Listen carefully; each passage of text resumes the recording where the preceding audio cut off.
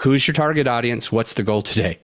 You do it as a host and you do it as a guest. And I think that's brilliant. I think that that's really something that the listener can gain, because you said that there was you want to peel back the onion, you want to get to the sauce, you want to figure it out, you want to get, and you asked feedback from people and they were like, it's too surface level. Well, how did you fix that?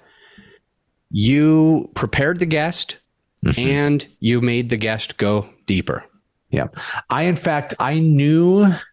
I didn't just prepare them. And you did the exact same thing. When we went to break, you said, okay, do you know where we're going to go? And I said, yes, I know. And you said, well, where are we going to go? You literally got my answer. So I didn't blindside you, instead of just saying, okay, he knows where he's going to go and I'm going to trust that he's going to get there. I do the same thing with my guests, Adam, is I'll find out what stories they're comfortable sharing. And then I ask them how, I had a gal who is this massively successful team leader.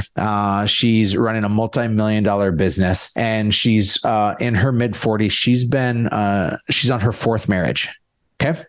That obviously comes with an interesting level of shame and self-deprecating humor, which I'm so grateful for her transparency on that. And each one of them had their own unique stories. And so I'm asking her, how comfortable are you with me exploring these? She's like, I'm an open book. And I said, awesome. But I knew, because she's a friend, I knew of her third marriage, which was a very violent marriage. And I said, and I asked, I'm like, can we go there? Can we talk about this? And she said it was one of the first times that she had ever talked about that publicly outside of her really tight-knit friends and family group, but she felt called to talk about that. Since that episode aired a couple of weeks ago, she's had literally a half dozen people say like, oh my gosh, your strength told my story in a different version of it. I saw myself in your story. You said what nobody else is willing to say.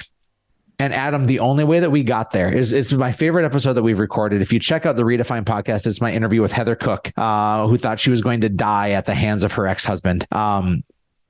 She went there, and the only way she got there was because I had to create a safe place for her.